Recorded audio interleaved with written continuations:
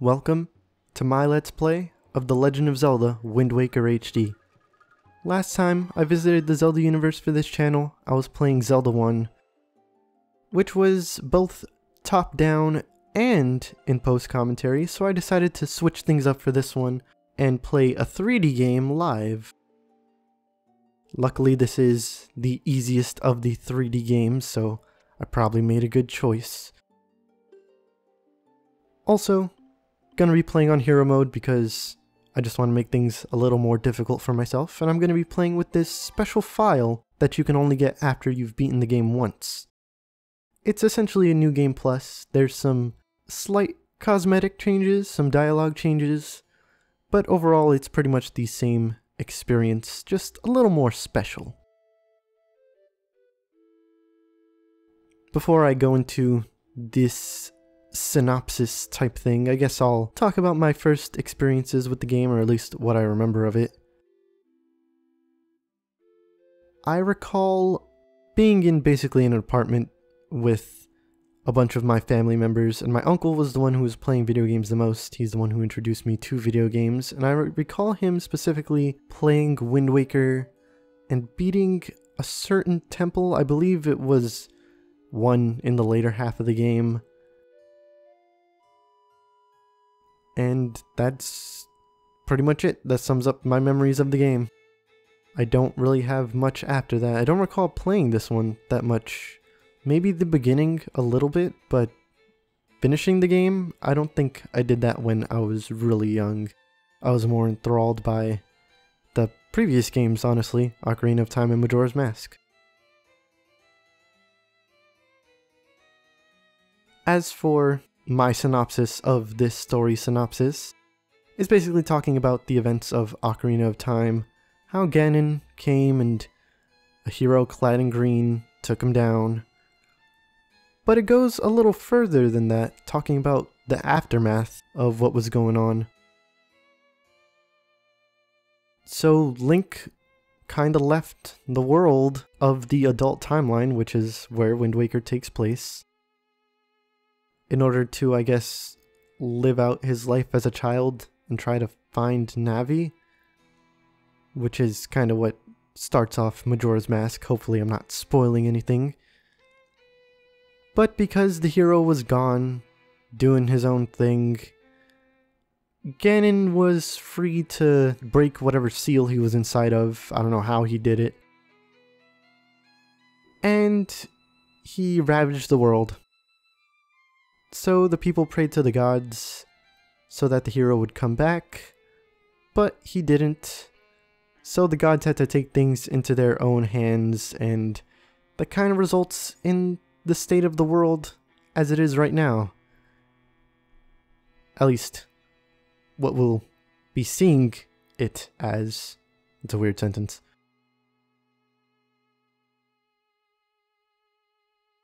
Because of the stories of the hero wearing green on possibly this only island that we're going to be starting on, there's a tradition where boys, once they come of age, which is 12 years old for some reason, they get a tunic and a floppy hat and parade around hoping to be a hero. And of course, this is going to be that tale because it's the video game. If it wasn't, that'd be pretty shocking.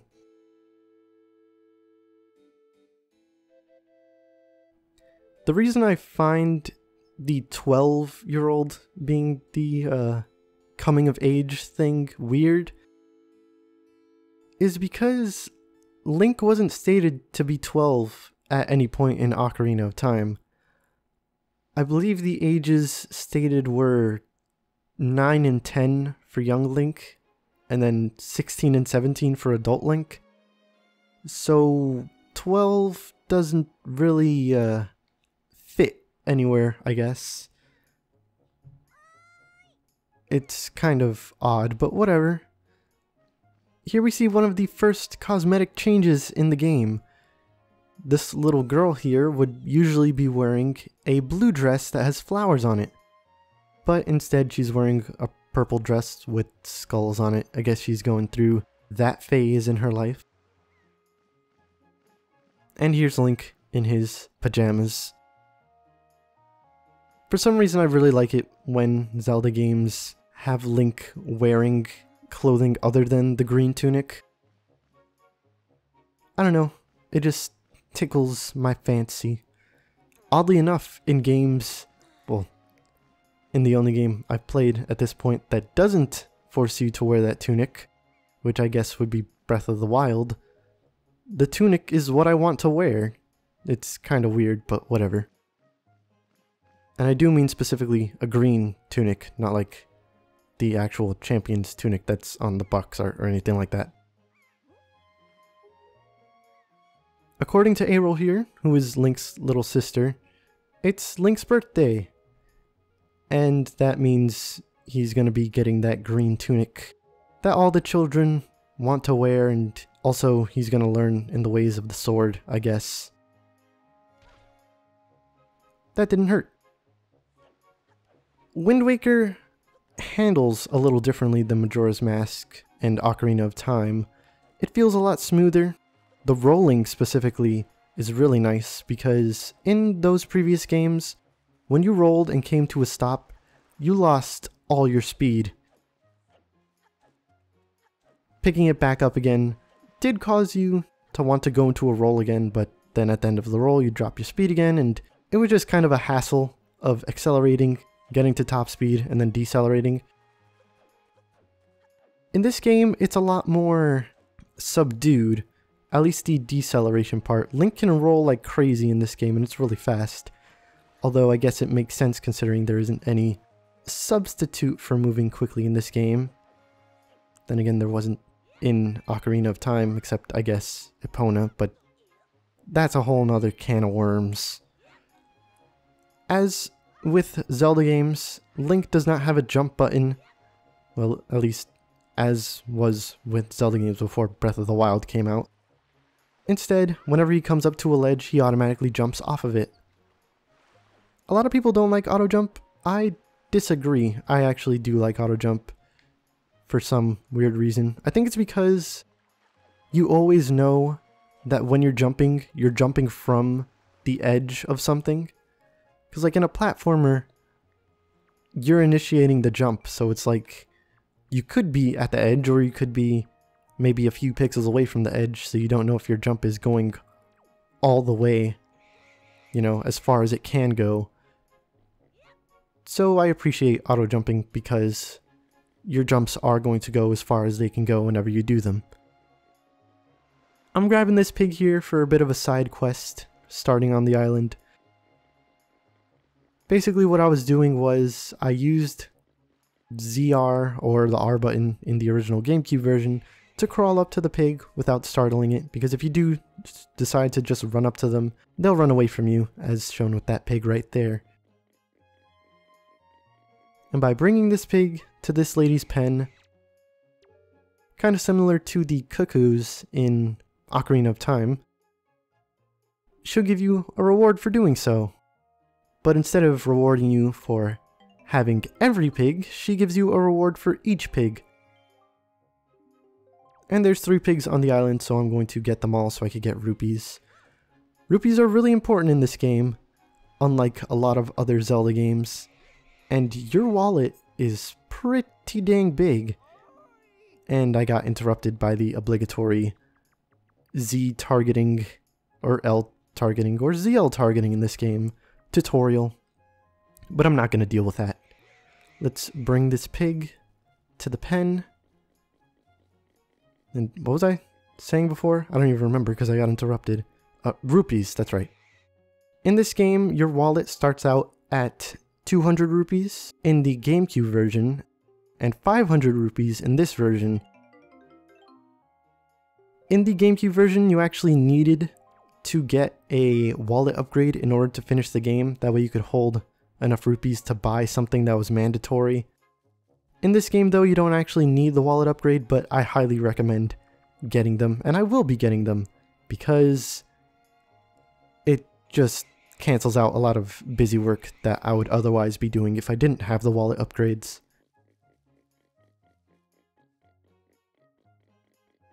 And with this last pig in the pen, We can talk to the lady and she'll give us the rest of our moolah.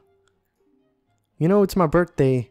I should be just getting money because it's my birthday, but whatever. I'll take 60 rupees. I won't look a gift horse in the mouth, whatever that means. We can also crawl into little nooks and crannies, and I want to crawl in here because there's some secret stuff underneath. Crawling isn't context sensitive in this game. Well, it kinda is, and it kinda isn't. I guess I'll show how in a little bit. First, I want to grab this treasure chest underneath Link's grandma's house, which has 100 rupees in it. Not exactly sure why there's 100 rupees left in this dank cave underneath our house, but whatever. If they're grandma's, it's okay. We need them anyway. In order to go into first-person view, I'm clicking the right stick. In the GameCube version, you push the C stick up while the camera was in a neutral position, I guess you could call it. That position being anytime after you've pressed ZL. This game was the first to feature full camera control with another stick because obviously the Nintendo 64 and, you know, the lack of actual 3D games before the Nintendo 64 meant that you couldn't have an analog stick to change the camera angles.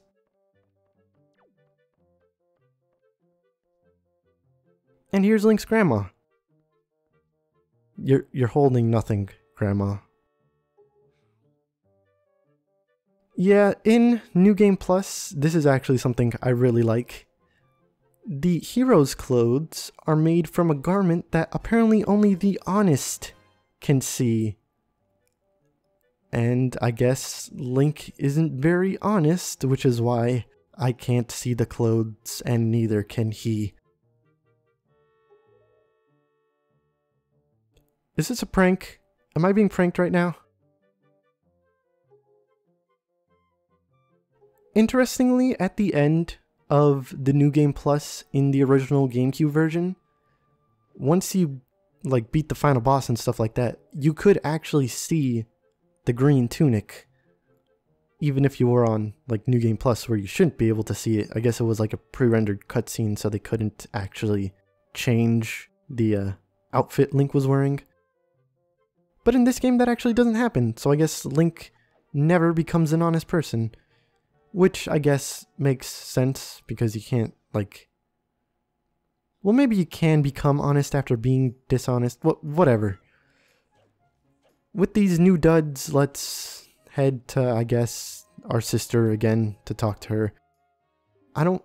Whoa. She can see it. I don't... Did they change that dialogue? I guess they didn't, so she actually can see it. There are people that can see it. I guess she's honest. Anyway, let's head... let's head to our sister and see if she can see it. See if she can see it. She probably can. She's our little sister. She's adorable and not at all, in any way, shape, or form, a dishonest person. I believe in my little sibling. Wearing her pirate skull purple emo looking outfit. I guess I shouldn't actually believe that my sister is honest. And I guess it's true. She can't tell that I'm wearing a new tunic. These clothes are neat, thank you. I just really like the blue. Blue is probably top two colors along with green. So I'm glad it's another color that's associated with Link a lot. And we have our first item in the non-New Game Plus version of the game. In the New Game Plus version, this is actually our second item. It's the telescope. And, ooh, I bumped something there. It basically allows us to see things that are far away. I can't open the item menu in the, I guess, how should I put it? While using the Wii U gamepad, I can't open the item menu, so I have to use the Wii U gamepad and drag the item onto a button in order to use it. It's alright, I guess. Just looking away from the screen isn't something that I really want to do during this Let's Play.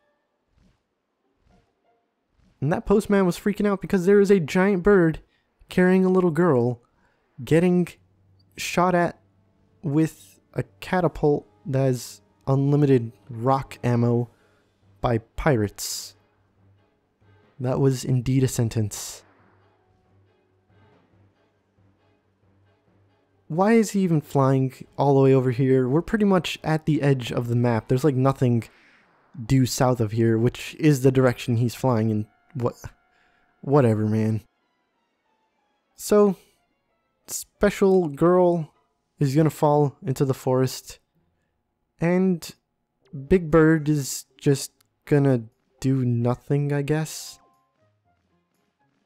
And I actually can't show the thing off that I was gonna talk about with the context sensitiveness of the crouch. I guess I can show off, though, that Link can swim in this game. However, he has a stamina meter in the bottom corner, as you can see. So you can't swim forever. I guess this was just their failsafe to make sure that you can't like swim all the way out to another island if you wanted to. Makes sense. This is a more linear game than... Honestly, most of its well, not really most of its predecessors. I guess 3 out of 5 of its predecessors, or 6 including Link's Awakening. Either way, this is Orca. He is the only person who really fights on this island, and he only does so by himself. He just trains. Which, I don't know why he has a pot belly if he trains all the time, but whatever. He's going to teach us how to attack. And it's pretty similar to how it was in Ocarina of Time. You press the B button without holding the stick, or if while you're targeting and holding the stick horizontally, and you'll perform a horizontal slash. Minor difference, in Ocarina of Time you can hold forward without L targeting in order to perform a vertical slash. In this game that doesn't work. You have to be L targeting and not holding the stick at all in order to perform the vertical slash. The thrust, however, is what replaced the vertical attack. So, while you're holding the stick forward, be you L targeting or not, you will... you will perform a thrust. And spin attack, been in like every game since A Link to the Past, which honestly wasn't, I guess, that far from this game. You either hold B and then let go to perform it, or you rotate the stick really quickly and then press B. This is one of the coolest additions to this game. If you're locked on and the enemy is about to attack, a prompt will show up, and if you press A, you'll perform a counterattack. This is the parry, and it is probably one of the best things to be in like any Zelda's combat. I just really like waiting for cues and being able to get some good damage or weaken an enemy or something like that. The jump attack and the parry attack both do double damage, as I recall, and the spin attack. The spin attack isn't just extra range in this game, it's actually extra damage. Which makes sense, seeing as you can't actually upgrade the range of the spin attack like in Ocarina of Time, where if you hold it down for longer you'll have more range. That's not a thing in this game, though there is an upgrade to the spin attack that has to do with something else that we'll get into probably a lot later, maybe like halfway through the game.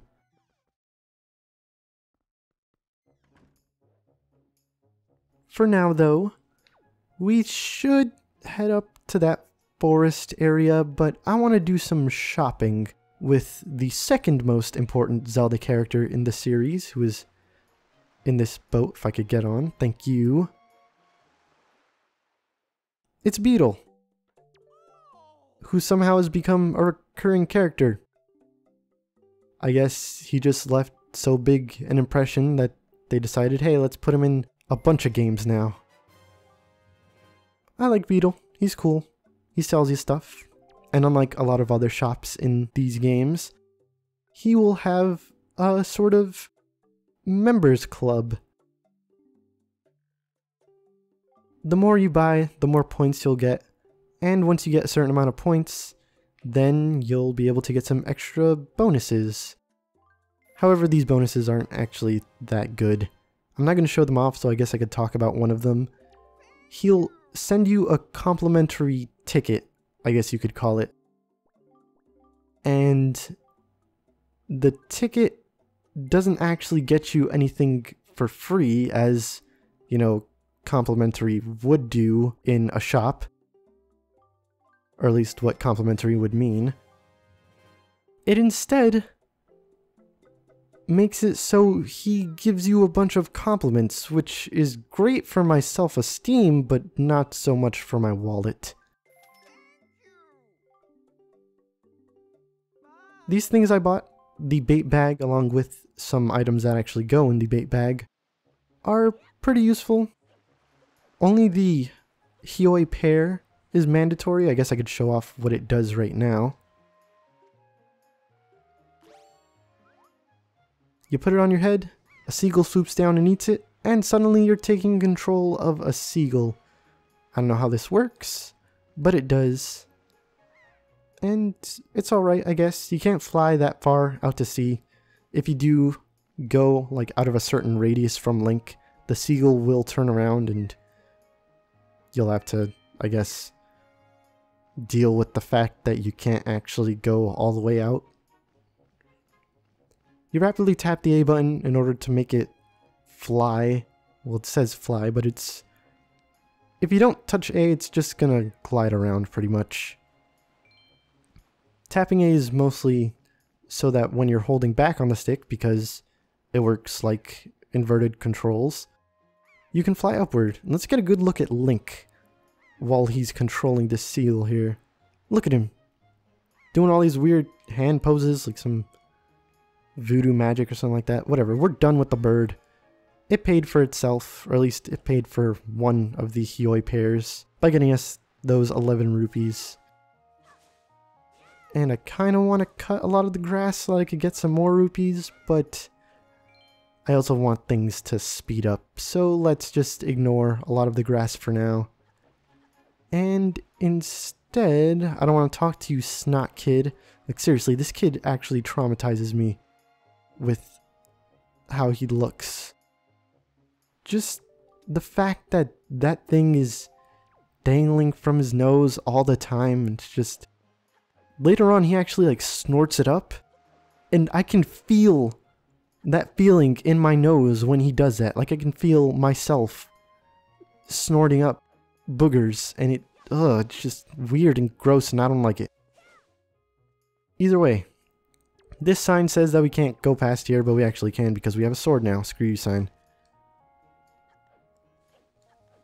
I'm not gonna cut the grass anymore. Let's just get a move on. The actual reason that the sign is there is because apparently the bridge was broken. And by broken, they mean one plank is gone. This bridge is actually really sturdy. Other bridges in the game don't do this, where they'll bounce off your attacks. The ropes will actually break for other bridges in the game, so keep that in mind for something that's gonna be happening later. For now, we'll just make our way to the entrance of this forest, I guess. You know, I got time.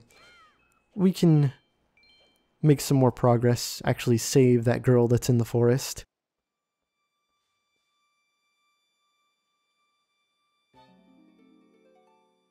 She landed pretty safely, despite her clothes getting skewered by a tree. I don't know how that tree branch is holding her right now. Well, I don't want to make any comments on her weight or anything like that, but I don't think tree branches are that strong. And we have our first enemy in the game. This is a new enemy to the Zelda series, the Bokoblin. They're like a weird subset of moblins that are really weak and honestly shouldn't give you any trouble. They go down to 5 hits. However, if you're using the stab combo, it always ends in a spin attack if you're actually hitting something with it. And because it does, it'll get you double damage for the last hit, which means you're gonna only use one combo in order to kill the bokoblins. Also, something slightly different from Ocarina of Time, your combos last for 4 hits instead of 3, which I guess is kinda neat.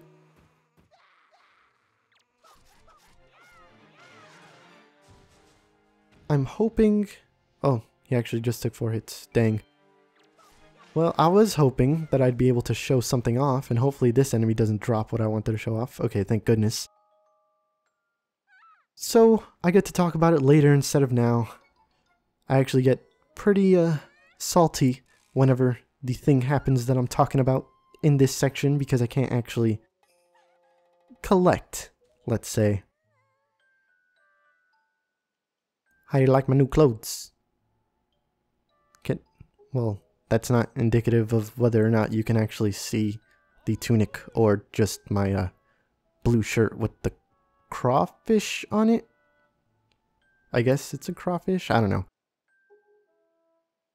I remember you. You were on the boat shooting the bird. Well, commanding someone to shoot the bird, it looked like.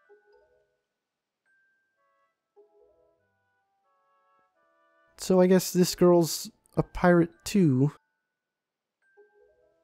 The leader of the pirates, apparently, considering that she keeps getting called Miss by this big burly guy who's definitely older than her. Her name is Tetra, as mentioned by Mr. Big Burly Man, who has a weird chest tattoo, or I guess that's chest hair? I don't know. Now this little bit right here actually kind of hits home for me, because I do have a little sibling. And seeing a member of Link's family get taken away was pretty intense for the younger me that saw this, and it kind of is now. Maybe it's because Link doesn't really have family in these games, besides, I guess, his uncle in A Link to the Past, and his mother that he never met and was, like, dead for the entirety of the game in Ocarina of Time. Actually seeing a part of Link's family get taken away like that was kinda... No, it was intense, alright? It's odd to put into words. It just hits home. Yeah, that's good. It hits home, because it's a very homey motivation for Link. Usually he's given this quest by Zelda or something like that, like you gotta do this big thing to save the world. This game, Link doesn't actually have that motivation at the start.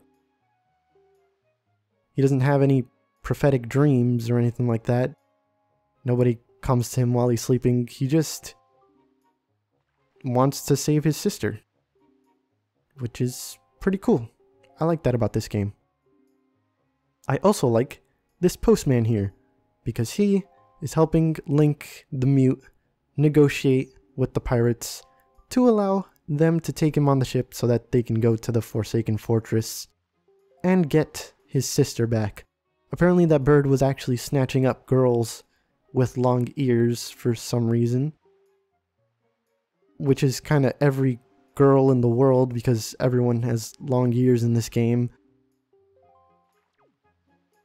And because Tetra landed on this island, then, you know, the bird came back for a second round to try and grab Tetra, but he's kind of dumb because he's a bird.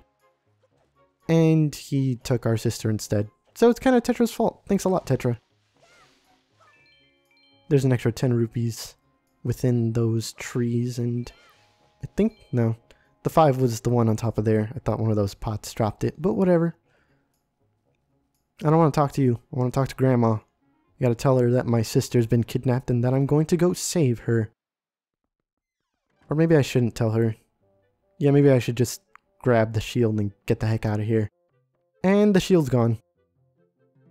Okay, no big deal. Tetra just asked me to bring a shield, which is pretty important. And Grandma, you're holding the shield that I need to leave you and go on a pirate adventure. Okay, that was a little That was a little mean. This also hit kind of home because, as I said, I lived with a lot of my family when I was younger, and that included my grandmother. So, yeah, this game hit a lot of the right spots with me. I'm not trying to make this seem as a bad thing. I don't think anyone's gonna think that this is a bad thing.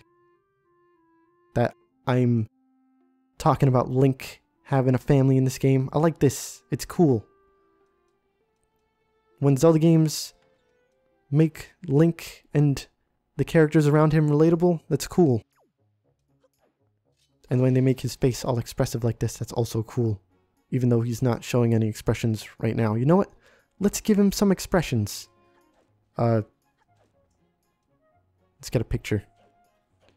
I kind of spoiled the thing, but